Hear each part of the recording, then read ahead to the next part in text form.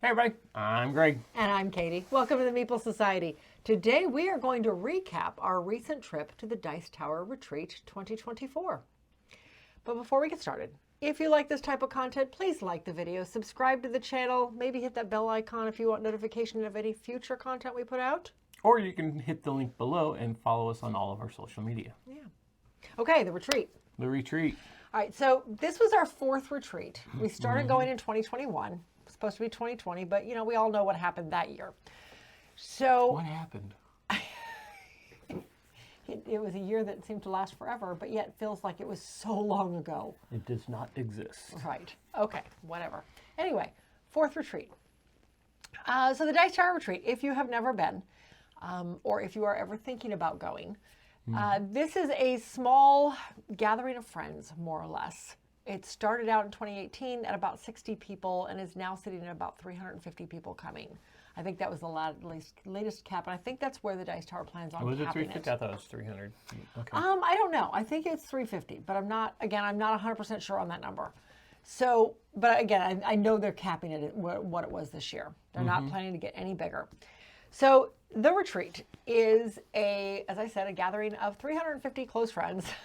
Or 300, whichever is right. Whichever is right, yeah. And it feels like each year we meet and get to know more and more of those people. I would say, I could probably say by name easily 100 of them now that we've played over the years. We've played games with. This year we played games with. Each year we make new friends and we solidify old friendships. And these are people we only see once a year. Yeah. We don't see That's them the at any crazy other part point. is you go a year without seeing them, and then the year comes back, it's like nothing's happened. It's like, hey, how you doing? Yeah, it really is beginning to have this family reunion type of feel to it. The last day, it literally everybody's saying goodbye and hugs and it's just such a neat experience. So the retreat is essentially a gaming convention, but it's not really a convention. It's a gathering. There are no vendors. There's no food vendors. There's no game vendors. It is literally the Dice Tower library of about 2,500 games, the Dice Tower staff all there, and then just a bunch of people. Lots and lots of tables to sit out and play games on all day for 5 solid days. Yep. Restoration Games usually brings 2 different games that they're highlighting that's coming out. Yeah, because they're one of the sponsors. And then this year they also had All Play as a sponsor, and they actually sponsored the Key Lime Pie Night. Yeah. So there's a couple of special events during it. There's Key Lime Pie Night on Friday, where typically it's a local bakery in Miami or Homestead down in Florida. And this year she actually made the drive all the way to Orlando because it moved locations to Orlando. She made the drive to Orlando with all of the pies and brought them all to us. And you could pre-order your own pie too. You could. And she brought it up. You could. We did not. The one pie piece was enough for me. Very good. I don't typically like key lime pie, but I think I had a raspberry one. I don't remember what you got me. White chocolate or something like that. I don't know. It was really good. That was good. And then there is the game exchange on Saturday nights, on Saturday evening, where everybody brings in a game and donates something brand new, has to be wrapped still. You donate it to the table, and then on Saturday night, they gather up everybody's badges, they shuffle everything together, and they call people up one by one. And the earlier you get called, typically the better game you're going to get. You get your first pick of games. Let's put it that way. You get your first pick of games. The later you go, there's a possibility you're going to end up getting 2 games because they go through the list once, and then they go backwards, going back through. Backwards. So the and people the last person drawn gets a free ticket. Yeah, for next year. Next one, yep. Yeah, so that's always fun. So it's a fun event, and we're going to go over some of the games we got in that later on. But first, I don't know, is there anything else you want to talk about? I mean, other than the friendships, I feel like we go for the games, but I think we continue to go for the friendships. Yeah, it's to see everybody you gamed with before and Yeah. go back and game with them again. And Yeah. And we'll talk about a lot of those people as we go through our list of games, because we did get to play with quite a few people this year. Yeah. Matter of fact, our goal. We had a few other people that we'd never gamed with that we got to play. We finally got games in with that we've known for years. We talk to them all the time. We've never gotten a game in, so this year we did. And you even got to play a game this year with the Dice Tower staff. I mean, it's not the did. big shots of the Dice Tower, Oh, but who cares? I still had fun, and we'll come back to that. So we had a goal going in, kind of an unspoken goal. I think we each set this goal. Neither one of us talked about it until halfway through the con. We did not want to play any games by ourselves. any two-player games. Yep. Unless it was specifically two-player, which we almost did, almost and then we got yanked into something else, so and we Bill put it away. came back down, and he was able to. We got into something else. So we didn't play any games by ourselves. We were always in a game with at least one other person, which was fun. That's good. It should be that way at this type of event. All right. Should we move on to the games? Sure. Let's move on to the games. Talk about games.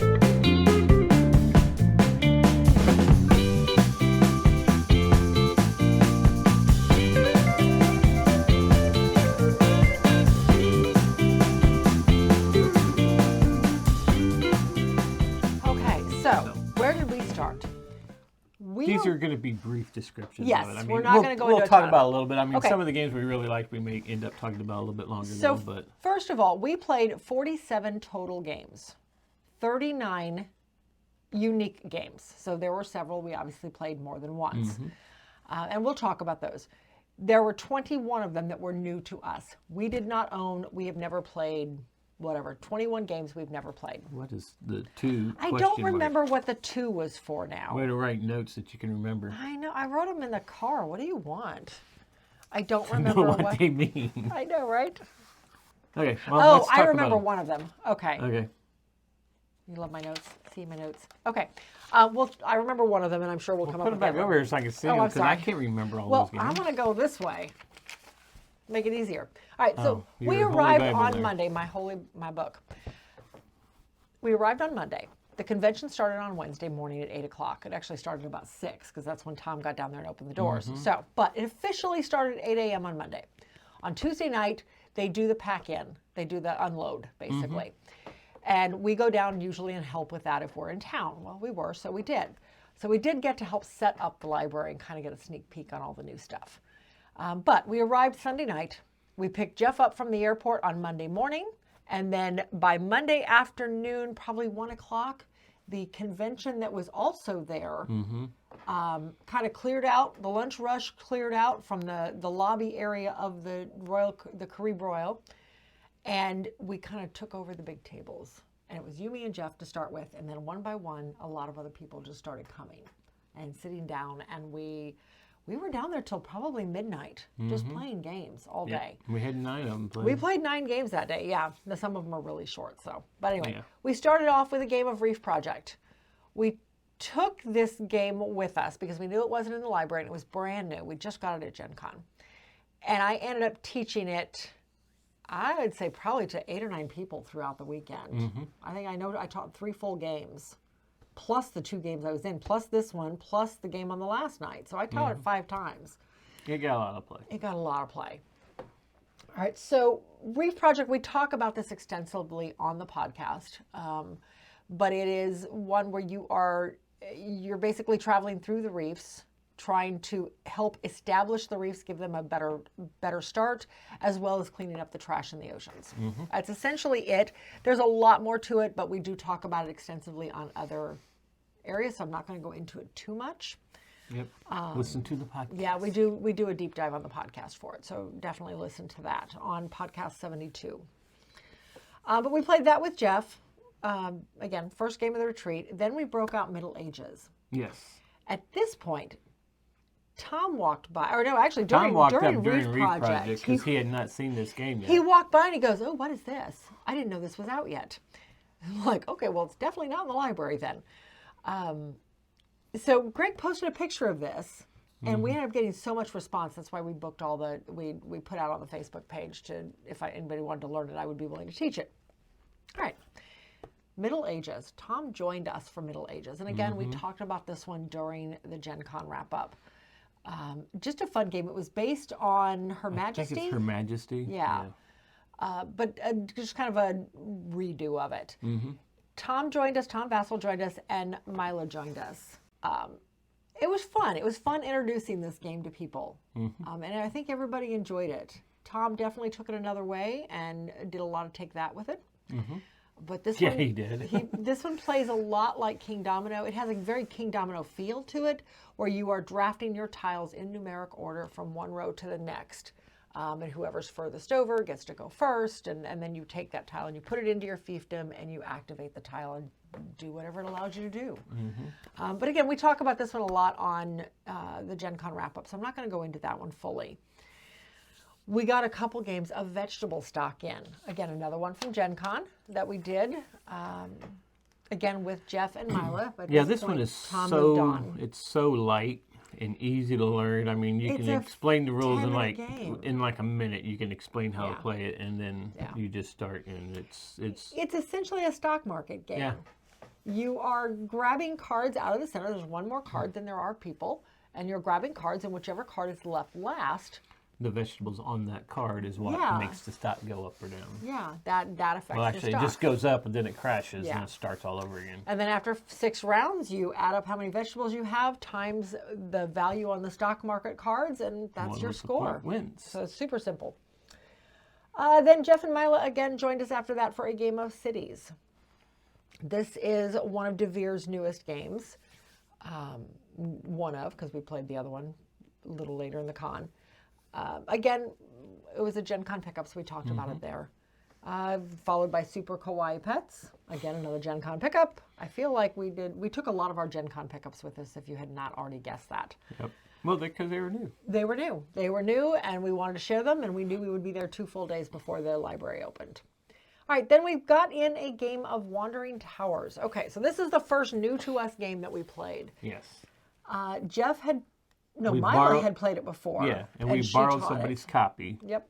Who had some really cool 3D printouts of the towers and everything. They had really nice. It was nice. They had tricked out their copy. But Mila taught it to us. This is one... I had seen it played last year a lot, and I was curious about it. Yeah, it was out a lot last year. It seemed very light, and it is. I feel like it's a very light game. But you have 4 of your knights, and... Each of your knights, you start with them sitting on towers. But throughout the game, based on card play, you're moving the towers or you're moving your knights. But as the towers move, they're covering other knights. So it becomes the wizards. I'm sorry, you're right, they're wizards. It becomes this memory game to remember where your wizards are, especially when all of the towers get stacked up. And you're trying to remember, because as you go to move them, you have to choose where in the stack you're going to split it and hope you uncover your own. So it was interesting. Yeah, it's cool. I mean, I like the fact that you're trying to get your wizards into the Dark Tower. Yes. But the only way you can get them to win, though, is once they're all in, you have to have all your potion bottles filled. And the way you get your potion bottles filled is by covering up wizards by moving the towers. And my wizards were always the ones that got covered up. You had a frustrating game. Yes. I had the first 5 or 6 rounds, I couldn't do anything. I literally could do nothing because I didn't have any cards that moved towers. I only had cards that moved wizards, and my wizards were covered. I literally could do nothing. So it was a little frustrating to begin with. I ended up getting 3 of the 4 in. Jeff won with 4. I got 1 in and only 3 of my 4 potions filled. Yeah. That's what it was frustrating because every time I would free up my wizards to be able to start moving them, a certain person at the game would cover me right up, or I would be ready to get somebody into the tower, the Dark Tower, and then they would move the Dark Tower. Well, that only moved when they got in, so they couldn't help that. They were trying to win. Jeff made it a frustrating game for him. It was. I liked the game. I'd like to be able to play it again without Jeff. Anyway, but yeah, the game is really cool. Yeah, I thought thought it was fun. It has potential. I don't think I need to own it. No. And I wouldn't want to own it without those upgraded pieces because they were really nice. Yeah, because the actual set is they're cardboard. So. Yes. All right, so moving on. At that point, one of our friends here from Indy, he and his wife had retired for the evening, and somebody found his bag laying there. And we recognized it as Bill's. So it's like, well, hold on, let us message him. We can get a hold of him. So Craig messaged him really quick, and he comes back down. He thanked us and came back down to get it. And he stopped and goes, my wife said I could stay down here and play a little longer. So he joined us. We were just setting up Explorers of the North Sea with Jeff. And so Bill sat down and joined us. And then you won the game. Yes. I lost miserably. But Explorers was our new acquisition from the Shem Phillips north south. Yeah, because we've been going back in and filling in what we don't have. Yeah, so that was our newest acquisition. We had picked up shortly after Gen Con, and gotten to play. It was the first time we'd played it 4 players. But yeah, I thought it was a really good game. This Explorers it's definitely different than all of the other games in this entire series. It's definitely better at 4, I think. I think at so 2 too. players, you pretty much have the run of wherever. If I want to be all over here, you can stay over there and do what you're doing. But 4 players, it's a little more. It's a little tighter.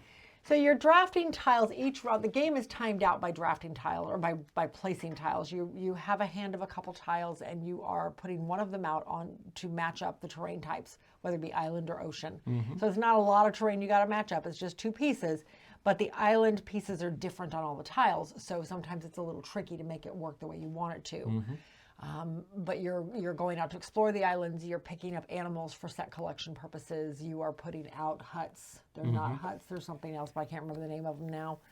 But yeah, it's a very interesting. It's a definite It's a departure from his normal in this series. Outposts. Thank you. You're putting out outposts. That's what I'm here for. Anyway, good game. But after that, Bill stayed down there with us for one more game, and we got in our last game of Monday night of Things and Rings. Which is a game that was not even on our radar. We had no... It was not. I had no desire to play this. It just did not look like my kind of game at all, but Jeff really wanted to play it being the knower position. He had played it before as a thinker and wanted to try the opposite side. So he did. And... it was good. I actually won this one. It was a fluke. I even wrote down in my book. Katie won fluke. Why was it a fluke? Because I totally guessed on the last 2 cards and just got them right. Because I did not know what any of the options were. So with Rings and Things, you have this Venn diagram made of strings, of basically shoelace type strings. And the knower has information on what each spots of the Venn diagram represent. One of them represents the word. The way the word is put together. Does it have double letters? Does it have 3 vowels in it? Is it 2 syllables? Is it whatever? There's something to do with the way the word is structured. Then one of them has to do with how the object is used in society. Is it alive? Is it, oh no, that would be the other one. How it's used in society. Is it, God, I can't even think of an example now. The third one is an attribute of the item. Is it see-through? Is it heavy? How much does it cost? Things like that. So on your turn, you're laying out one of your cards into one of the areas. Well, either one of the 3 spots of the Venn diagram or the intersecting spots where 2 pieces come together. So maybe it has it has a double letter in it, but it's also under $100. So it would go in that middle spot between those 2 pieces. Or maybe it's in the center because it matches with the society usage. And I can't think of an example. Or there's a none option. You don't think it qualifies for any of these options. If you figured out what these options are, then you can put it over none. Now the knower looks at where you place that card, knowing what he knows, and moves it to where it needs to be. If it's incorrect. If it's incorrect. If you are wrong, you draw another card, your turn's over. If you are right, you get to keep going. You don't have to draw another card. Object is to get rid of all the cards. I think I guessed on all 3 of my last 3 cards, and I just happened to get them right. And so it was a fluke. But it was fun. I won a knowledgeable round of this during the You did. Did you actually figure out what all 3 were? Yeah, I figured out where they were going. That's how I won. I won by like 3 cards, if I'm not mistaken. I don't remember. I'd have to look. I don't think I wrote that down that. Anyway, fun game. Capped out our Monday night. The next day, we did some grocery shopping. And then we came back, and Jeff had a copy of a demo game. A prototype, yeah. Called Ultimate Voyage, and we sat down for that one. We're not going to go into it a lot because it is still in prototype form. The rules are liable to change some, and honestly, I don't remember a lot of the rules anyway. But it was an exploration type seafaring game. So we got part of that in, and then we had to pack it up because there were just too many questions still. Yeah. Basically, so we packed it up. And Jeff talks about it a lot on Tabletop Toolbox. He does. He talks a little bit more about it on there. Does. If you want to see anything else about it, go over and check out his retreat wrap up. Yes. Then we ended up joining the big tables with Mike. We're the big people. We're at the big table now. So the three of us went over and we joined up with Jennifer and Michael, a married couple from Texas, I think. Yeah. I think they were from Texas. And then Ven, who posted online that he was in town if anybody wanted to play a game. We invited him to come down and join us. He did. I was talking to him a few days later. Come to find out, he lives in the city I grew up in. He lives in Anchorage, Alaska, and actually has lived in the same neighborhood I grew up in, which I just thought was that's cool. Small world. So we were talking a lot about that. So anyway, the three of them joined us for a game of Way Too Many Cats. Greg picked this up during Gen Con because he feels it describes our house. Yes, it does. Whatever. Anyway, it was fun. I mean, it's a long game. It plays 6 players. I don't think it needs to be a 6-player game. I feel like there was way too much downtime for that There's one. a lot of AP in this because you're trying to figure out what cats you need and what cats you already have, because depending on where you put cats, they score differently. Yeah. So you're trying to set your board up, plus you're trying to get the kittens to score points on the kitten board. Yeah, it's a 4x4 grid, and each cat scores just slightly differently, so you're wanting to match them up and put them side by side with ones that are advantageous, and sometimes it works and sometimes it doesn't. It was an interesting game. I like it. I want to play it at a smaller player count because at 6 there's a lot of downtime. So, and both times, we did play this one twice on this week. Here, and then again on the very last night before we all went to bed. Again, 6-player, again, very long. So we'll see. Then we got in another game of Reef Project. This time I played this one, and I forgot about this one, so I actually taught it 6 times. I played this one again with Ven, Michael, and Jennifer. Jeff and Greg wandered off to do other things. That was after we set up the library. Yeah, we came back after the library, and we'd eaten dinner, and this was the end of the night type of thing. And I don't remember what you guys were doing. Jeff was not down there. I was down there, but I just I set this out because I knew Ven and Jennifer and Michael wanted to play it, and I knew you were going to want to play it, so I just sat on the sidelines just watching and looking up the rules in the rule book if we missed something. All right. So that capped out Tuesday. Tuesday was a short day because, well, shopping and library setup. The start of the retreat. All right. So we started, matter of fact, we got a text message from Jeff saying, "Are you guys coming down anytime soon?" At like 9 in the morning. Into a game. Yeah, because he had gotten invited into a game of Skate Summer with a new couple he had just met and wanted to see if we wanted to join. So we ran down and we were getting ready to leave the room. Well, we just came down. We didn't think they were still going to be setting up when we got there. Yeah, so we joined the game. So this was with Gary and Tessa.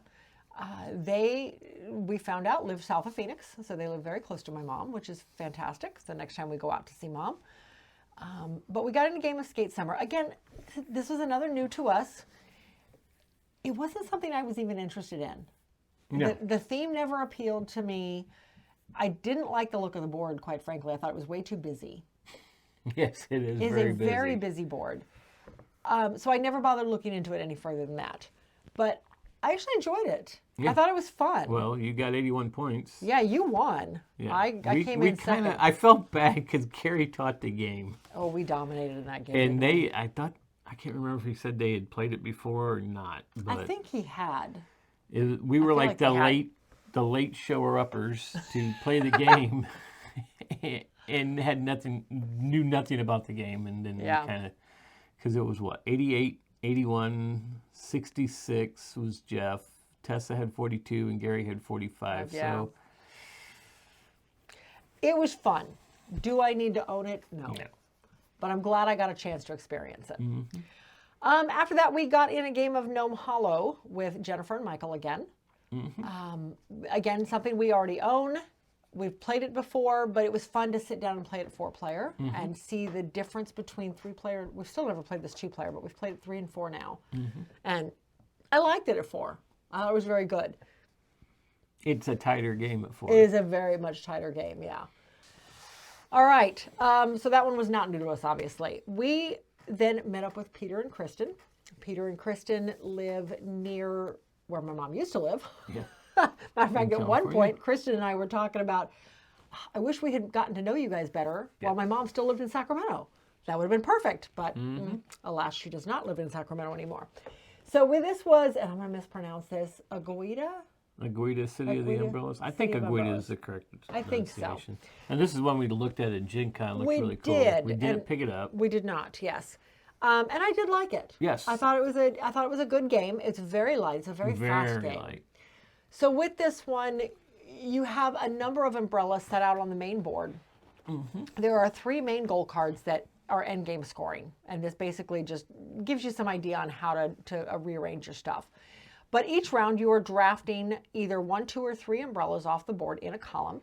If you draft 1, you get a coin. If you draft 2, it does not cost you anything. If you draft 3, then you have to pay a coin. But maybe you need the colors that are in that 3, so it's worth the coin to you. So you're drafting the umbrellas, you're putting them on your board, and your board is made up of 3 separate lines, and each line has 2 paintbrushes on it, and you need to match up the color of one of the umbrellas with the paintbrush in order to unlock one piece of your mural on the other side of your board. And as your mural unlocks, your tourists unlock. And your tourists give you more scoring opportunities for your umbrella lines. It's basically it's an extra action, I guess. Yeah, so I thought it was pretty interesting. It keeps you from having to rest. I rest and rearrange. And then rearrange, because when you're setting up, that's the thing, when you're setting up those umbrellas, you're setting it up, it's like, okay, I'm going to be able to score this type of umbrella on this row, great. Then you run out of your workers, and now you've got to take the bottom one and shift it to the top, and everything shifts down, and now like that row was a bunch of reds, and the red score one is now a row lower, because now you can't score the reds on that. So you got to kind of arrange it where, okay, when I rest, this is going to change up, and that's the way it's going to change up. So I don't want to focus on one color in this area. I want to kind of spread out the colors. But and you can rest more often. You can rest as often as you want. But if you do, you don't score that round. And scoring is, it's a low scoring game. I think our we were 36, 34, 33, 31. So it was very tight. But it was a good game. After that, arcs. After we put Agueda back, Peter went over and pulled arcs off the shelf and wanted to know if we were interested. He wanted to try it out. They are not confrontational players, neither are we. But we all were curious. So we pulled it out and played it. Yeah, because it had such hype. And none of us have played it. It is a good game. I enjoyed the game. We had somebody come over and teach it. The nice thing with the retreat is they have these 2 sets of flags. And I don't think we ever pulled a green. We never pulled the players wanted sign. We always seem to have players. But we pulled the teacher wanted sign a few times. So one of them says, hey, I don't know this game. Does anybody know it well enough to teach it? The other asks for, if you're setting up something for 2-player and you really want 2 more, you put the green sign up. Somebody walking into the room, instead of finding their own game, can just sit down and join and there's a lot of people there that do that. They come in looking for green flags instead of grabbing a game of their own. Doug and Mary came and said that was their goal. They never wanted to play by themselves. They were always going to just look for green flags. So we had a gentleman stop by and teach us this and actually walked us through the entire first round. I do not remember his name, unfortunately, but very nice guy. So he taught us the game. We played through, I think, 4 of the 5 rounds because it was starting to run long and we were all getting hungry. So it was interesting. I had the victory on this. I had it set up perfectly, and Peter went last in that round and came over and attacked me and took my resources and won the game with my resources. He beat me. Yeah, he did. It was totally a fair play. Because he took 8 points away from me. because that would have totally swung the game. Because he won with 20, I had 13. And you had 13. Yeah, you and I tied. I thought it was good. Had we played another round, who knows what would have happened. It's a good game, and I can see why people like it. Yeah. But since we're not really confrontational gamers, it's not something we need to own. Yeah. I was like, I'll play it. I enjoyed the play of it, but I wouldn't play it again. Right. It's not something I need to revisit. Right. So, okay. After that, Jeff pulled us into a game of Harvest. Harvest is, again, it was new to us. We looked at it at Gen Con. We did not end up picking it up. They have the deluxe version in the retreat, in the library, so he wanted to try it because he likes farming games. And another gentleman by the name of Joe joined us on this one. This one is different. You only get so many actions per turn. And you're putting your worker out, which in some cases blocks other people. There are only so many people can go to each of the, only so many people can go to the farm area on a turn. Things like that. But when you go to the farm one, you can do anything as often as you can afford it. Yeah. But you're using rainwater and manure. I'm not going to say the other word, but that's what we were all calling it. What, poop? Yes, that word. The good word. Yeah. Anyway. It wasn't poop. Yeah. So you're balancing your resources of water and manure along with your money. You can build out a tableau of buildings. So there was a building spot where you can pick up buildings and put them into your tableau. And that could give you some bonuses. It gives you some one-time bonuses or endgame bonuses, maybe something that happens whenever you do this triggers type of thing. I thought it was fun, but I feel like you had to align those harvests just right. The only way to get victory points was harvesting or endgame bonuses off your buildings. Right. And if you didn't align those harvests just right, you weren't going to win. And Joe did it. Joe won with 80, I think. 62. No. Joe and Jeff definitely figured out the pattern. I did not till the very end. Yeah, because when you work, you can work your fields basically watering your plants, and you can get more if there's an adjacent spot to it. If you close off one, it'll never grow. But so you can plant it, then you can work the fields, I think they call it. You can work the fields and multiply which would make them grow, and then you could harvest and get the points for it. And like you said, you also had buildings that's going to give you points, but that was easy. In a 4-player game, it's easy to shut somebody out. Is it a game I'd own? Probably not. No, I don't. I'm glad I got to play it because I was curious about it at Gen Con. Yeah, because we've seen it at Gen Con. I was like, oh, this looks really cool. It looked really nice. But then we played it, and I was like, okay, I've played it. Doug and Mary own it. Yeah. So if we want to try it again, then we have an avenue to do so. All right. So the next game we pulled out, Jeff wanted to try HiFi. This is a new game, came out at Gen Con that when you open I couldn't remember who it was from. When you open the box sets up, it literally looks like an old record player. It looks really good. An old HiFi. Okay. Anyway. The game's called HiFi. You're setting up a HiFi. Okay. I don't ever remember them. I mean, I guess I do. I never called them that. Anyway, it was interesting. I lost this one miserably. I screwed up a couple things. You and Jeff were really close.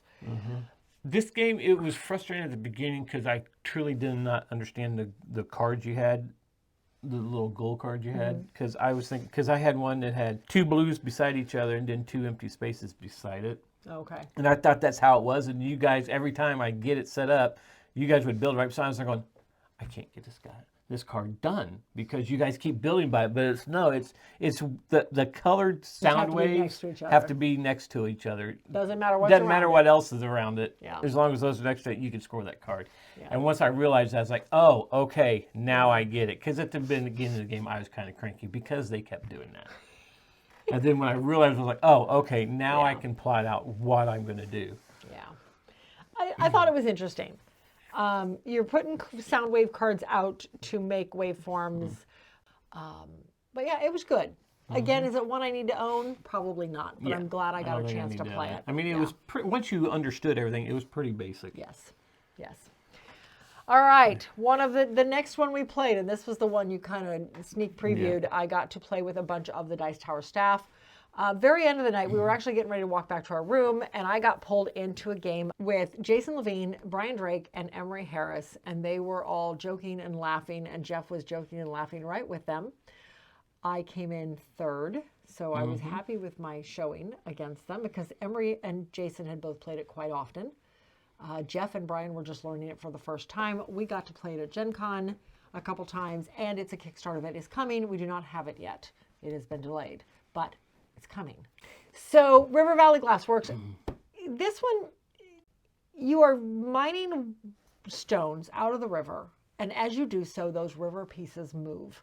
So the layout of the stones in the river are constantly moving, but you're I don't think you're really mining. You're not mining, you're drafting. Yeah, you're drafting stuff out of the river and putting them onto your player board. But the player board is arranged. There's 8 different color stones, but only 7 slots for them, or there's 9 color stones if you play 5-player.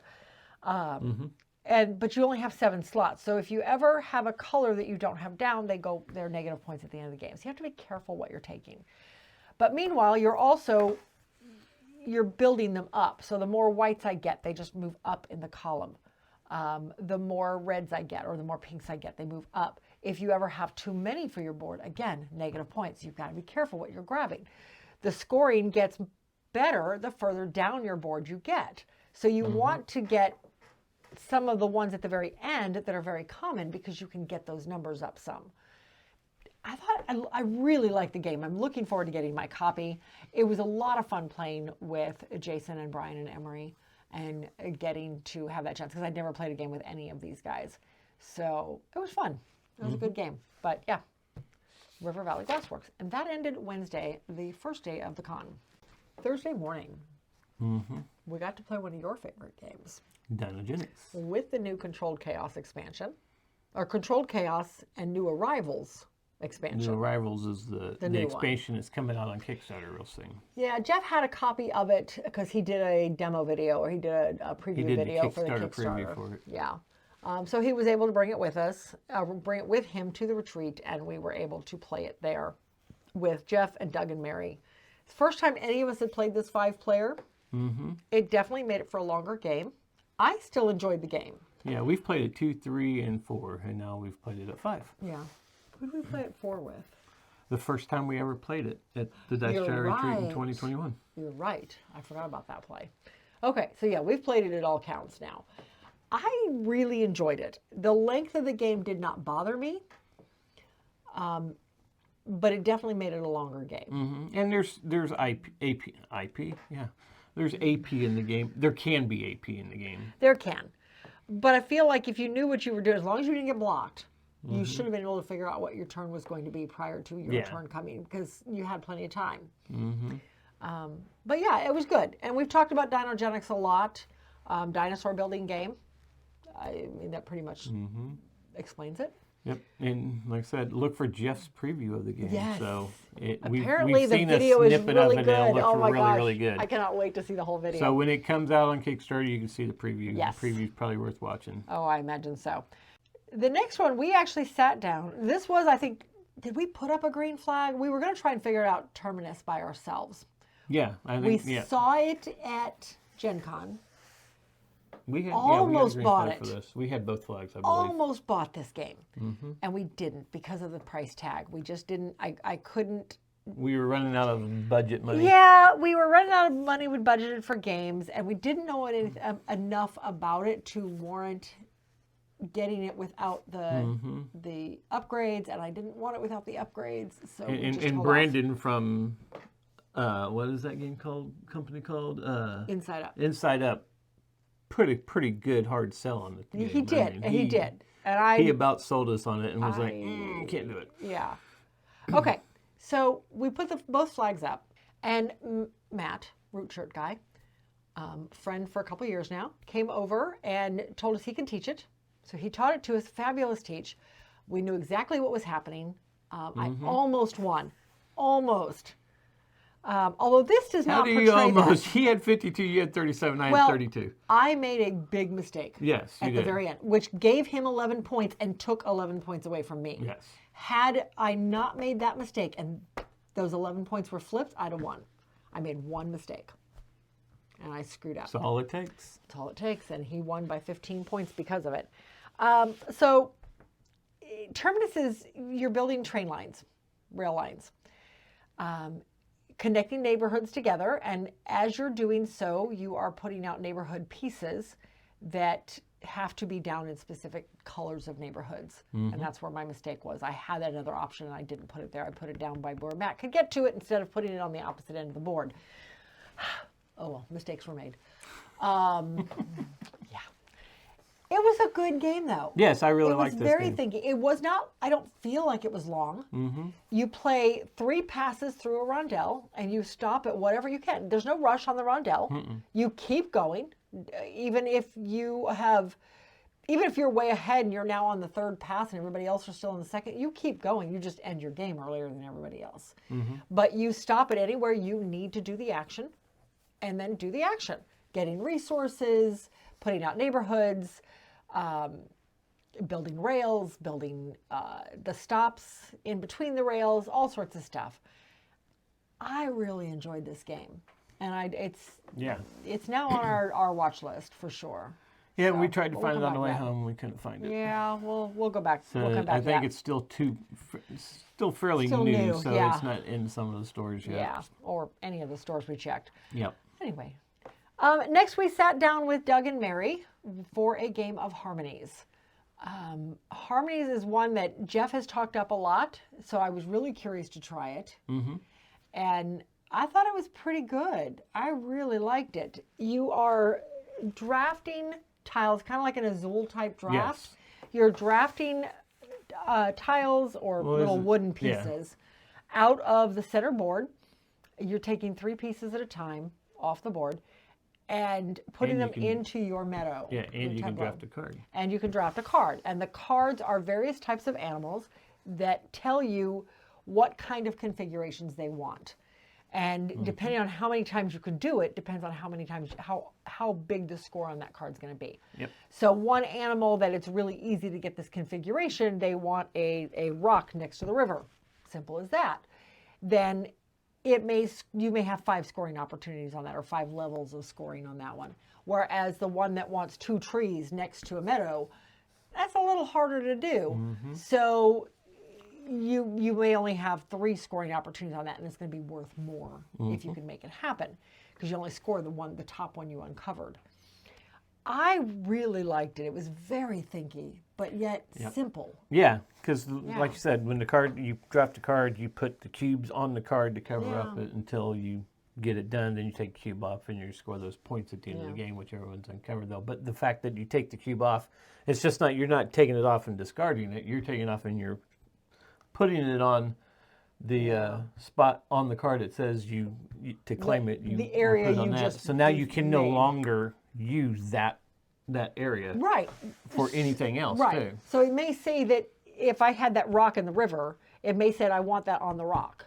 Okay, I can still use that river. Yeah, you can still use the river. You can't reuse anything that had one of the cubes on it. Yeah, I can't reuse that rock for scoring. So it was good. I liked it.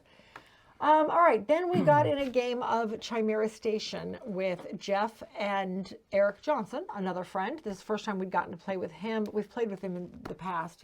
We've played with him several times over the years. Again, one of those friendships that we've just kind of solidified a little more on this trip. And Eric lives out in Colorado somewhere, So we got in a game of Chimera Station. It was one I had to fumble through the rule book to remember how to play, because we haven't gotten to play it in a couple years. I was going to say, this is usually our con game that we normally play at every con, but we did not. We have a game coming. We did not play it last year at the retreat, or did we not play it at Geekway? We didn't play it at Geekway either. We didn't have time. I don't even know if it was in their library. So you are building a space station, and each of your little alien creatures, they pop apart like Lego pieces, and you can put pieces into them to give you special abilities for that creature. Whether it be you no longer have to feed them, or they can push somebody off of a space you maybe need, or you can take extra things. You get extra points or whatever. Yeah, you get extra resources. So we've always really enjoyed this one. But while we were playing this, Jeff wanted to teach us and Eric Rock Hard 1977, DeVere's newest game, their biggest release this year. And it was set up, we purposely sat down at a table almost next to it. Yes. So we could watch when they were done. And as soon as they were done, we just jumped over there and started playing. We didn't even have them put it away. We just reset the board and went. You really like this game. I do. You did. You were extremely tired. Okay, let's put it this way. Why you need another play? It was 11:30 when we got done with Chimera Station. It was. She had not looked at the clock and realized what time it was. She says, "Yeah, I'll come over and play it." And I'm thinking, surely she's looked at the time. Does she really want to get it started at 11:30? I didn't know it was that late. Two, I did not realize it was going to be this long of a game. Yeah. So we got over there, and after like the first round, you were crashing. By the end, it plays 9 rounds. We ended up playing 8. 7 or 8. 7 or 8, yeah. Or it plays 9 rounds or until somebody gets to a specific point, to a specific victory point number, which none of us had reached. Yeah. At 1:30, I literally told the guys, at 2 o'clock, I got to leave. I just hit the wall. Yeah, because you had to get up the next morning, and that's when you were teaching Reef Project. Yeah, I had already arranged to teach Reef at 9 a.m. So, I mean, you know that wall, guys. We've all hit it at one point or another in our lives. That proverbial wall where just your brain just shuts off. And mine did that at 1:30. It's like, I'm done. So, I mean, literally, and I think the guys all knew it because my last turn, I was just looking, going, I guess I'm just going to go to work. The worst thing I could do at that point, because my character had no reason to go to work. But I couldn't think of anything else. If you could go to work if you wanted to or not go to work, you would not get rode up. Because in this game, you have a job you have to take care of to get the money to do all the other stuff. Yeah. Until you become a little more famous. And you become a rock star. But if you don't show up to work, you get rode up, and after being rode up 3 times, you lose your job, and now you're a professional rock star because now you're relying on that to bring in your money. And yours, you didn't have to get. Yeah, you wouldn't be rode up if you did not come in. So I had no reason to go there other than to get money. I didn't need the money at that point, but I couldn't think of anything else, even though there were plenty of options. My brain just shut down. I'm like, okay, yeah, I'm going to work. And I think at that point, I saw Eric and Jeff look at each other. I think they both were thinking, it's time to wrap it up. Yeah, so we just finished that round. It was and just kind of 1:45 figured at out that who won point. from there. Yep. Yeah, it was late. But it's a great game. I think, like I said, we need to get it so you can play it. I need another play when I'm not so tired. Yes. Yeah. Because I think it's a great game because you're trying to become a rock star. It's all about Jackie Fox's struggles back in 1977 when she left the Runaways. Right. And what she went through, because there is candy in the game, which we all know what the candy stands for, and you can take that to get an extra action each round, but you have to roll a dice and you could crash and you have to spend the next morning in rehab. Even if you have a job the next morning, you still have to go to, it was called something else. It wasn't actually called rehab. I don't remember. Anyway, I thought. But it's basically rehab. And you have to spend a day there and then roll dice. And it's interesting because you get to bring the one dial that tells you how addicted you are basically to the candy, and you get to turn it down one to kind of get away from it though. But it's a lot of fun. I mean, it's a balance of when do you go and record, when do you try and get that record deal, do you go to work today or you skip work so you can go do this extra stuff on the time you were supposed to be at work. So I liked it a lot. I thought there were a lot of good options. I just, like I said, I'm going to need another play of it. I'm not tired. Yep. Yeah, absolutely. That ended Thursday. Surprisingly. For sure. All right, Friday morning started out, I taught a game of Reef Project to Tanya and her husband Paul, as well as Craig. Craig kind of got roped in at the last minute because one player had already somebody who had asked to play got involved in another game and couldn't break free. So I taught the 3 of them. And sat down and played it. Did not win. Apparently, it was a good teach because I lost miserably. But then we got in I lost horribly. But again, when I'm teaching a game, half the time I'm not paying attention to my own score. And this I'm watching other people. This game was a perfect example of when I said that when you play Reef Project, don't watch the scoreboard because 90% of the time the person in last place may end up winning. And Paul came back. And Paul trailed the entire game and came back and just dumped you guys all. Yeah, he did. After that, we got in a quick game. We did not have a lot of time because I was teaching another Reef game Project. at 2. So we got in a very quick game with Doug, Mary, and Jeff of Agueda City of Umbrellas. So we taught the 3 of them that. And again, really enjoyed it. Very, very light though. Then taught Reef Project. This time it was funny because I had enough people that wanted to play it, because Doug and Mary wanted to play it. Bill and his wife wanted to play it. And then I already had a couple other people who wanted to play it. One of Matt's friends, one of his friends had also gotten this at Gen Con and had it with them. But it was over in his villa, which was a good distance walk away. Bless his heart, he was in the middle of a game. I've never met this man before now, but he was in the middle of a game. He handed me his villa key and said, here's the room number. It's sitting on the counter. Okay. So I walked very quickly through the entire convention center space. This is how I got to see the whole space. It's a really nice area. All the way around to building 5 of the villas. I had to go past building 4 all the way over to building 5. Waited for the horribly slow elevators. And then got the game. As I was getting to the villa, though, it was starting to rain. So there was basically one of the Gen Con bags sitting on the counter. So I scooped it up, put the game in it, and came back. Because I didn't want, I don't care if I got wet. I did not want the game, somebody else's game, to get wet. So, and he thanked me for that, for having that forethought. But, so I've taught 2 games then. I just pulled everybody to one table, taught everybody, and then we both sat out and just kind of bounced back and forth between the 2 games and let the 7 of them play. But it was good, and I'm glad. Everybody seemed to really like it. Yep. So after that, we sat down with Doug and Mary and got in a game of Forest Shuffle. This one was one we actually picked up on the way home. Yep. So I don't know where it's at. It's over here. This is what we really enjoyed. This one. Yep, there we go. Picked up Forest Shuffle. You have a central board out. Everybody has a hand of cards. You're building out your trees, and then on the edge, I don't think, we've not even opened ours, so I'm not going to go into,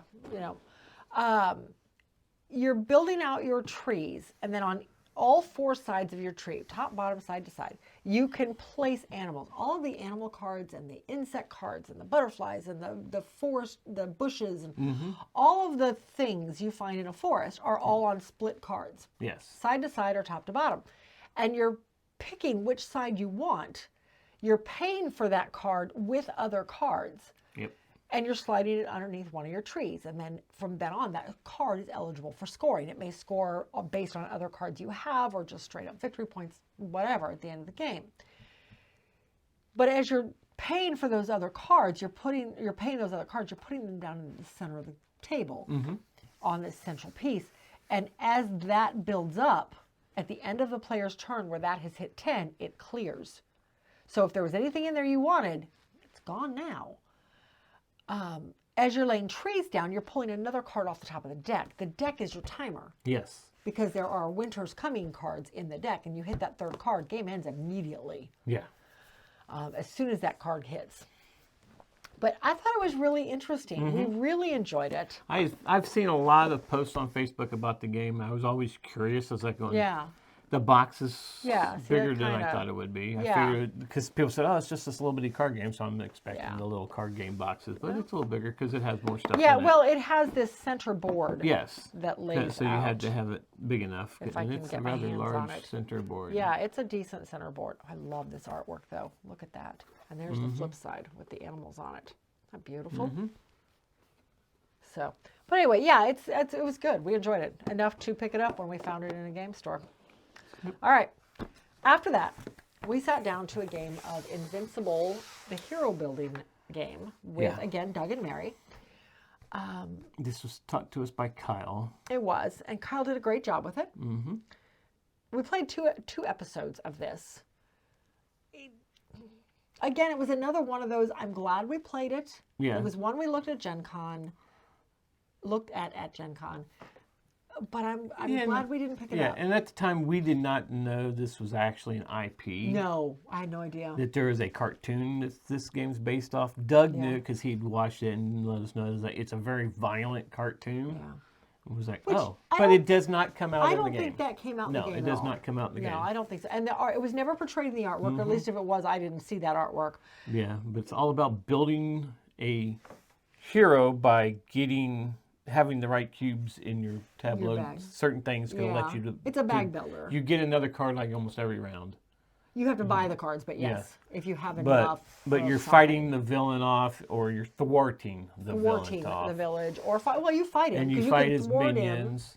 You fight his minions, and at the beginning of each round, a certain thing you pull an event card, and the minions might do something if the event minions are still in the game, or one of the evil bad guys do something if he's not thwarted. And we didn't have any trouble taking out the minions or thwarting any of the villains that was up there. So usually at the beginning of each round, nothing really ever happened. No, it was all, I don't know. It's what I'm glad we got to play. Yeah. I don't need to own it. No, we don't need to own it. All right, and last but not least that night did Mary not play? Nope. Mary must have gone. She had gone up. She had gone up to bed. She had gone up to bed. She was tired. Okay, so it was just us and Doug. Sat down and played a game of Landmarks. So we actually played 2 games of it. The first one, I was the clue giver. The second one, Doug was the clue giver. We won when I gave clues, but we won on easy. Yeah. Doug did hard and we lost. Yes. But he referenced a movie neither of us had ever seen before. Yeah. And that made it really hard because we were totally guessing on where he was. He was trying to lead us. So the way Landmarks plays, whoever is the clue giver has this card, kind of like in Codenames. We both looked over to the Codenames. I couldn't remember the name of it. So you have this card that tells you how the board is laid out. You have 3 cards that you have the clue words for, and they're written on the bottom of the card, and it tells you on the layout where they go. So you may have 3 cards like, I don't know, clown and shoes, or clown and ash and something else. I don't know, whatever. 3 completely different words that couldn't be tied together. Right. Potentially. The clue giver has this card that says where all the treasures are, where the traps are, where the hexes are. Yeah, where the different water amulets hexes. at, the water. Yeah, and where the exit is. They're trying to give you one-word clues to lead you in the right direction, to pick up treasures, because the goal is to get treasures and get out, without hitting the traps or the curses. Curses, that was the other word, thank you. Without hitting the traps or the curses or the exit too early. If you hit a water station, you could refill up to your maximum hand size, which it started at 7. Yep. If you hit traps, your hand size got reduced. Yes. 1 by 1. So, and the hand size was your tiles, was your blank tiles you were laying out. If you ran out of tiles, you lost.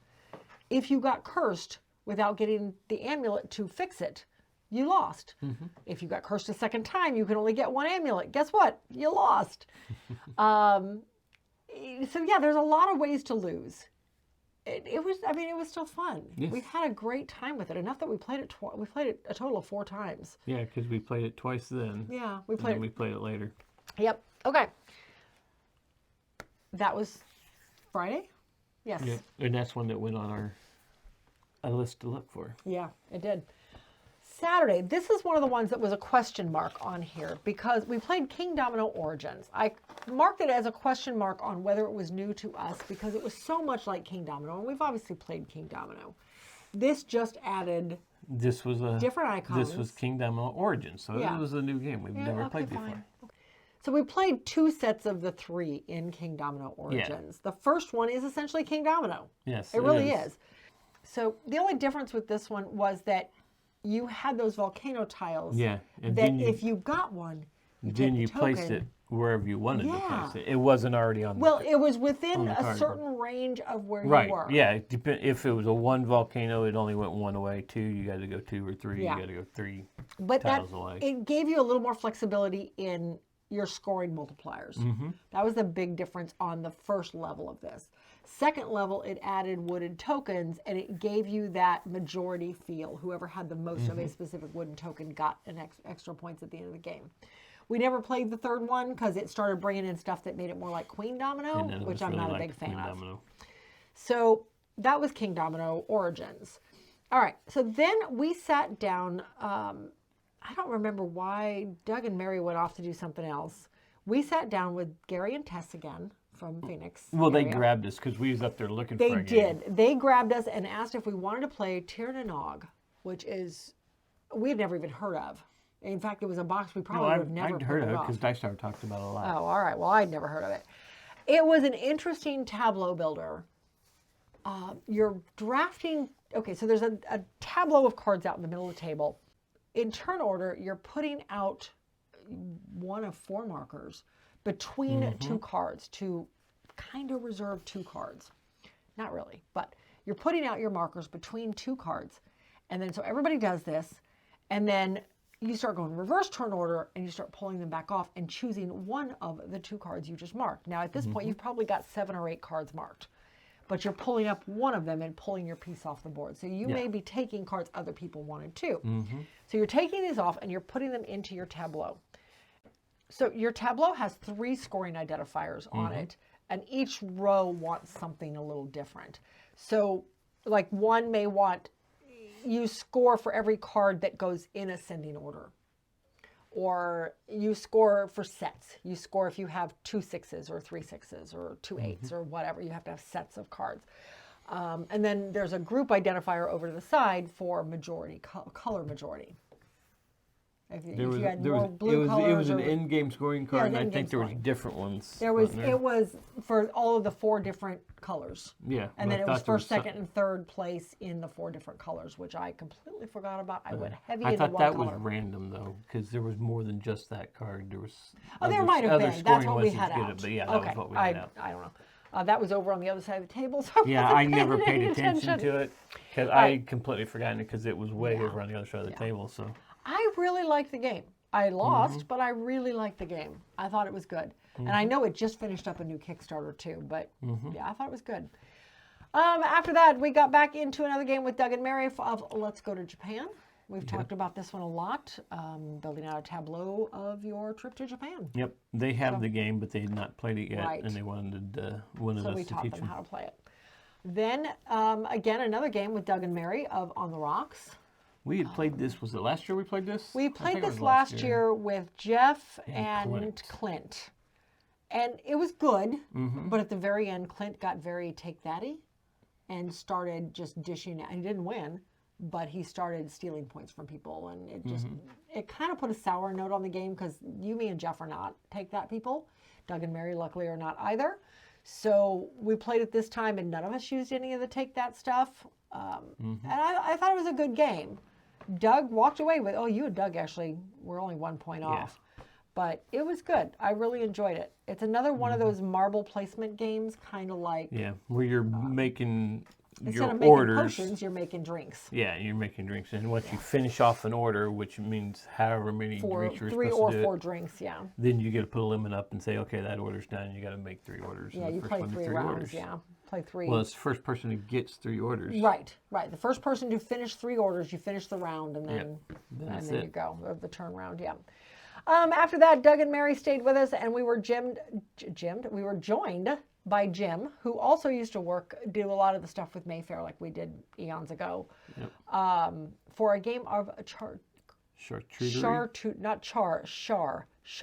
I can never pronounce that word. Charcuterie. You've pronounced it right. I did not. The board game. Or charcuterie. Charcuterie. Yeah, I can't pronounce that word. Charcuterie. Anyway. Charcuterie. Say it with me now. No, charcuterie. There you go. See, I you can say it. Anyway, so we played that one. It was okay. Again, it was one of those that I was curious about, but I don't need to own it. It was okay. Okay. We sat down for a game of Stamp Swap, which is one of the newest games by, I can't think of who put it out. Oh, Stonemaier. Stonemaier, thank you. I'm like, what are you talking about? The newest game by Stonemaier. Unfortunately, for the sake of the game, because none of us had a good play of it. Adil really enjoyed it. The rest of us, I think, were very mediocre on it. But it's all about stamp collecting. It's this weird drafting. You're drafting stamps, and then all the stamps you drafted, you're splitting them up into 2 piles, and then one by one, everybody gets to pick somebody else's pile, and then whenever your second pile was picked, you keep whatever's left. But meanwhile, you're getting stamps from somebody else. Well, why didn't you just draft them in the first place? It was a weird mix to me. To draft what you want, and then you got to give half of them away. Anyway, and then you fill your board based on whatever scoring conditions are out there, because there's multiple scoring conditions. Unfortunately, for the sake of the game and for this play, we started this right before the game exchange happened on Saturday night. Right. So we got interrupted a lot because of the announcements and then the exchange, and literally the last 2 rounds of the game, it was like, okay, I'm just going to take my turn real fast, guys, listen for my name, type of thing. Was it? Yeah. I didn't think we got interrupted. We did. This one got interrupted a lot. We didn't finish it until after the exchange was over, and we started well before the exchange started. You only play 3 rounds. It shouldn't have been that long, but none of us really enjoyed the game, and I think that might have been a big part of it, is all the interruptions. So after the exchange, we sat down with Adil, because we'd finally gotten to play with Adil. Adil played with us on Stamp Swap. We met Adil 4 years ago. He actually introduced us to Doug and Mary. And actually with this, we were actually, Kristen and Peter were playing a game with somebody, and we was going to play a game with them after. We was like, well, or it was a game you taught them or something. I can't remember. But we sat down beside him, and I went and grabbed Boop. Oh, yeah. For you to finally play. And we were going through the rules when Adil and Bill showed up. Yeah. And Bill says, well, I can teach you a game, but it looks like you're getting the game. I was like, oh, no. We can put this game away really quick. It's not a problem. But we originally was going to go do River of Gold, so Adil went to go get River of Gold, and of course it was gone. Yeah. So Bill goes, well, I could probably teach you. These are some of the games we can teach. And he said Evenfall, and I've seen Evenfall, and I've seen it on the table. I was like, that looks pretty cool. It's a beautiful game. But... So he went and got Evenfall and taught us Evenfall and did a fabulous job at teaching it. Yeah, he did.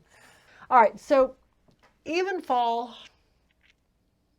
you have witches and wizards, or witches, whatever, and it's a worker placement. You have 4 witches, elders, thank you, witches and elders. You have 4 witches to put out onto the central board where you are drafting cards or taking an action to exchange resources and whatnot. So it's a resource management type of game. But you're drafting cards into your I think it was the outer sanctum and the inner sanctum. And once they were in your outer sanctum, you could use them for resources when you decide to harvest. But then eventually you want to get them down into the inner sanctum so that you can score them. But then they no longer harvest. So I thought it was pretty interesting. And I like what it did. But again, I think it was very late. So therefore, I did not catch on to it very well, apparently. Now, the cards down in the inner sanctum, some of them you could have... They became worker spots. Worker spots for your elders. And that's the only place you could place elders unless you had the card that would allow you to put elders out into... The main board, the main board. So I thought it was interesting. I would not be opposed to playing it again. And it's all about... It's definitely a tableau builder, but with an engine building aspect to it too. Because if you can get the inner circle going as a engine, so you could place your elders. If you don't have any place to place your elders, you only have 4 actions. Maybe some actions require 2. Yeah, but if you can get that working where you can put your elders out, and that's what I worked on the first part of the game, was getting me a good engine going down there. I screwed up that part big time. Okay, that was Saturday night. Sunday morning, last day of the retreat. The library closed at 3:45 because the truck was going to be there by 4:15 or so, and we had to have everything packed up by then. So we started off with a really rousing, loud game of Robot Quest Arena with Jeff and Eric and Colin. Colin we played another game with last year, so this is the first time we'd gotten to play with him on this particular day. Otherwise known as Kill Greg. Robot Quest Arena, yes, it was nicknamed Kill Greg. It was fun. So typically it's a 4-player game. Jeff owns the game now. He bought it last year after our play of it last year. And he had come up with a variant. One of the characters can spawn in the center. So the Pink Pug. The Pink Pug, which you played last year. And so he has just made a kind of a homebrew variant where if you play the Pink Pug, you can play it 5-player because he just spawns in the center, not in one of the corner spawn spots. Okay, fine. So we did that. I threw the first punch this year. Yes, you I did. went after Jeff. And Jeff was like, whoa, wait a minute. It was great. Yeah. I ended up winning this one, which really surprised me. But yeah, because you had a move in there. Fun. I had it perfectly set up that I was going to take Jeff and Colin out on the, or it might have been Eric, on the same turn. And you came up somehow and just wiped them out and left me with absolutely nothing I could do that turn. Oh my gosh. This was fun. I want to play this on the 24, which means we'd have to buy it or get Jeff to come for another 24. One of the two. I want to play this one on the 24. It was so much fun. All right, after that, we played 3 games of Landmarks. Jeff at this point left. He got into another game and then he had to leave for an early flight. But Eric and Colin and us sat there and played this game. We were also joined at one point by Adil for a little while. And then he had to leave because he and his wife had to catch their flights. But we played 3 games of that. Again, we already talked about that one. We pulled out Captain Flip. And this is a Spiel des Jahres nominee. One of the Spiel games nominee. We want to see what it was all about. It's a very light game. This is pulling tokens from a bag. You pull the token out of the bag. You flip. You have to flip it to the point where you only see one side. You can't look at the other side yet. Once you see what you have, you can decide if you want to flip it over. If you want the character, the pirate that's on that side, or you flip it over and take the pirate that's on the other side. But if you flip it, you have to use the second side. Yes. You don't have a choice. And then you put them onto your board. You put them onto your ship, and there's a number of different ships. Each of the ships get different bonuses when you hit the top of the row. Each of the characters do something different. They may score off of other people that are already there. They may score off of other people in their row, or if they don't have other people in their row. It was fun. Yes. We were laughing pretty hard at this. It is a very light game. Yeah, it was fun. Very easy to play. After that, we played another game of Rings and Things, and Greg won this one. Colin I put down Ringmaster. He was the knower, with the rest of us were the thinkers. I couldn't remember what it was called. After that, the 4 of us got into a game of Bomb Busters. We played 2 missions in Bomb Busters, which was interesting. It's a cooperative game, 66 missions in the box. We played the first 2. You have... It's kind of Hanabi-esque. It is. Though you know what you have, nobody else knows what you have. Yes. You have a set of wires on your stand. And you can, at the beginning of the game, you give everybody a clue of, this is a 6. So they know everything below it, or everything to this side of it is higher than a 6. Everything below it is lower than a 6, or 2 6s. It's a 6 or higher, 6 or lower, because you have to keep them in numeric order. And on your turn, you are going, you're pointing to one of yours, and you're going, that's a 6, or that's a 5. And you're hoping you're right. Because if the 2 numbers match, both wires are cut and you both lay them out in relation to where that clue was you gave them. And now everybody can see this is a 5. Okay, well, if this is a 5 and you've already told us this is a 6, we know there's nothing between them. Right. So we know that for sure. Or maybe this was a 4. Well, then we know you don't have any 5s because they're right next to each other. So the first game, it was just all blue wires, so it was easy. The second game, they threw in a couple of yellow wires. So you don't want to hit those. Well, you do, but you need to cut them together. Right. And the yellow wires... The red wires are the ones you don't want to hit. And that, we didn't get to there. We never got that far. But the yellow wires wedge in between 2 numbers, like they're 3.2 or whatever. So it just made a little more complexity to it. We had a good time with it. It was fun. Yeah, I like the fact that there are so many scenarios you can play in that. Because there's like different. 3 or 4 different boxes, and I think it's labeled up to like 99 or something like that. I thought it said 66 on the box, but I could be wrong. I could have read it upside down. You could have read it upside down. Anyway, so Bomb Busters. Last game of the official retreat was Habitats. Again, not new to us. We already own this one. So we pulled it out. We taught Colin and Eric real quick, and we played through a speed game of that because they were packing up the library. I literally had to take a picture of the sheet just so I could write and finish my addition and do the math. Just figure out who won. But Eric won that one. I lost miserably again. Good teach, I guess. I don't know. Good teach, I guess, yeah. Okay. after that, the library was all packed up at this point. They were just waiting on the truck. We had to go. We went back and got some food, and then went over to the lobby, and decided that it was a good thing because it stormed. It stormed something fierce. They ended up waiting for over an hour for the storm to pass before they could load the truck. So we went over to the lobby, got in a game of Project L with Eric and Ven. This is one of the ones we needed on our P list we had brought with us because it was a small box game and it's a P, which we need to finish for the next couple videos. We got in a game of that. We got in a game of Portal of Heroes. With Eric. With Eric. Because Vin had to leave. He had to go get his flight, if I'm not mistaken. Well, no, because he joined us later. Oh. I think he went to go get food. Oh, he went to go get food. That's right. Yeah. Project L, easy polyomino type game. You're creating the polyominoes with little acrylic pieces, though. It's a very pretty game. Portal of Heroes is an older card game by Mayfair. Came out in, I think, 17. You're drafting your heroes into your portal area, and you can only hold 2 at a time. And meanwhile, you are drafting number cards out of the center of the table. Each hero wants a certain combination of number cards in order to fulfill what their requirements. You can flip them over, and now their points score. It's a good game. It's a good game. I really enjoyed it. Then Michael and Jen got us into a game called Faraway. This one was interesting. I saw it in a couple places. I'm glad I got to play it. I really enjoyed it. You were mediocre on it. Yeah, I was mediocre on it. This one, was okay. You're drafting your cards, and you're drafting a total of 8 cards throughout the game. You're putting them out into your tableau in a certain order.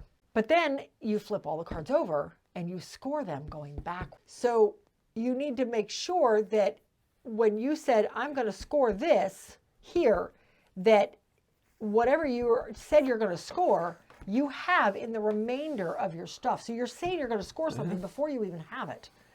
So it really made you think about how you were. It was interesting. It was interesting. I enjoyed it. Then we got in another game of Way Too Many Cats with Eric. With way too many players. With, again, 6 players. Ven came back and joined us. Michael and Jennifer, and then Eric also joined us for that one. Again, good game. I enjoyed it, but way too many people. Then last game of the official convention lasted until 2 o'clock in the morning. We played our last game of Reef Project with Peter and Kristen. And again, it lasted until 2 a.m. It was a good game, though. Who won that one? Kristen won that one. Yep. By a nose. Yeah, Peter triggered, but Kristen came back and won. Yeah. Yep. Yep. It was good. And it's funny how we opened up the con with Reef Project and we closed it with Reef Project. All right, that is all of the games we played. That was a lot. That was a lot. Yep. So, and I know we're running long. Sorry. I know. So we're going to go over different things that we thought. So our biggest surprise of the retreat was Rings and Things. Yeah, we described absolutely. it. Well, we're just going to tell you what these are. I mean, I don't think we have to explain much. No, we're not going to explain much. But again, it was just because we had zero interest in it. Yeah. And it was a lot really of fun. Enjoyed it, yeah. Biggest disappointment, we already said, was Invincible. Yeah. And we explained why. Yeah. Favorite gameplay? Yours was... Mine was Robot Quest Arena. Yes. For sure. It was a lot of fun, but I really, really enjoyed Draw Card 1977. Yeah. New to our must-buy list is Landmarks. Yep. Rock Hard 1977, Terminus. And then we get off to favorite teaches. Yep. So we have favorite teachers is Invincible. Even though we didn't like the game, Kyle did an amazing game. If you're ever at the retreat, have Kyle teach you a game. It is awesome. We had Evenfall by Bill. He did a fabulous job. Especially how late it was. Yeah, it was good. We had Terminus by Root Shirt Guy. Now, AKA Matt. He has taught us games before, and with me, by the time he gets done with teach, I'm still not 100% sure of how to play the game, but he did such a fabulous job of this one that I knew exactly what I needed to do. I already had strategies starting to go in my head, what I needed to do, even though I lost the game, but his teach was that good. Yes. Then we down here have Quote of the Retreat. This was in the game Rock Hard. Now, remember we said that you have a job you have to take. If you don't do the job, you get written up. If you go do something else besides do the job at that part of the day that your job takes place. Unless you're me. And Jeff seen the part where he took candy, which gave him an extra action. So he went and finished off what he needed to do to get a record deal. And was like, oh, cool, I can do that. And then I can go get a record deal. And I'm set to go be able to play this venue. He gets done, and it's my turn. And I go, I'm going to work. And Jeff yells out, blank, I have a job. Well, let's do it this way. We'll use a more PG word. Crap, I have a job. Yes. Figure it out from there. Oh, it was hysterical. We laughed for 5 solid minutes. Yep. It was hilarious. Probably the best phrase of the entire retreat. So now we hit the road. Yeah, we hit the road coming home. I know we're running long, so we'll make this quick. We did pick up. We'll just kind of go through. We'll go through the games we got at Exchange. Exchange. So the games at the Exchange, we picked up this one. This was left on the table because after everybody gets the games, there's still games up there. You can come up and grab it. Yeah, there's always a few and nobody's picking this up because it was in Spanish or French. One of the two. Language. I think it's in French. I think so. I think that's. And French. I knew I could find the English version. Yeah, the cards are completely language independent. Yes. So I could find an English translation of the game. So I picked it up. We've played it. It's a lot of fun. We really enjoyed it, yeah. This was on my second pass through, I believe. This was Council of 4, which has a box lid on backwards or wrong, which needs to be repaired or rectified or however you want to call it. It has an orange dot on it. I don't know what that is. I don't know what that's from. But I've heard a bunch about it. You said you had not heard anything about it, but I'd heard some of it. I've actually pulled this off the shelf to buy a couple times when I've seen it in stores. But I got it. There. We will set that there. Next was a game. This I got in a trade, actually. Yeah. I originally pulled off Twilight Imperium Rex, which is a very rare, hard to find game now. It was still in shrink, and we found out Peter actually brought it and donated it to it. But I didn't realize it was a 3 to 5 player game. We don't play a lot of multiplayer games because it's usually just me and you at home. And it had a lot of conflict in it.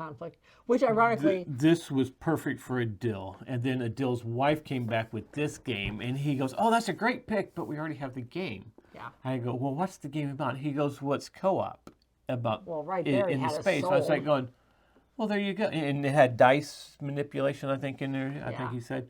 I said, oh, do you want this game? Talking about Rex, I said, and I told him, and I was like, oh, sure, let's trade. Yeah. So we ended up with Intrepid. Ironically, Peter and Kristen donated it to the Exchange for the same reason that we ended up trading it with Adil, because it's 3 to 5 player, and there's conflict in it. So it worked out. But the fact that it was still in wrap, and it's a very hard game to find now. If he doesn't play it and wants to sell it. My first pass through, I got Sleeping Gods, Primeval Peril. We actually bought this one at one point. I think it was the expansion. Returned it because we thought it was the full expansion, and it's not. It's a totally separate game. It's a 2-player game. But we have enjoyed Sleeping Gods so much that we decided it was worth picking up, and we would check it out. So we picked up that one. People said you could play it 4 players because there's 4 characters. It's supposed to be a 2-player game where you play 2. Each of you play 2 characters. But since there's 4 characters, some people said you could play it 4 players. So we may do that on one of our cooperation Sundays. We'll see. All right, so that was mine. And then my your second one was this one. Monuments, which I know nothing about. I had heard about it on the Kickstarter, and there was trouble about it with the Kickstarter. And then I've also gotten into it and reading it that one of the big problems with it is the rule book is absolutely so we'll have horrible. To figure it out. Maybe they've got a new rule book written out we'll see. online. I don't know. But anyway, we'll check them out.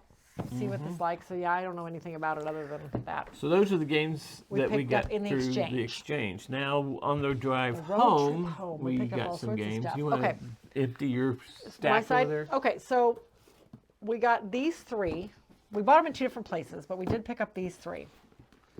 Because we're trying to fill out that part of the collection. We're trying to fill out this part of the collection. We're finding we're really enjoying these games again. So we're saw them, and I knew these were really hard to find. They've been out for a long time. Yes, as a matter of fact, the guy we bought these at said they've been on the shelf for a few years. Well, yeah, and I even told him, I said, I haven't seen them on a shelf in years, so that's why I wanted both of them. And he goes, oh, they've been sitting on the shelf for years, yeah.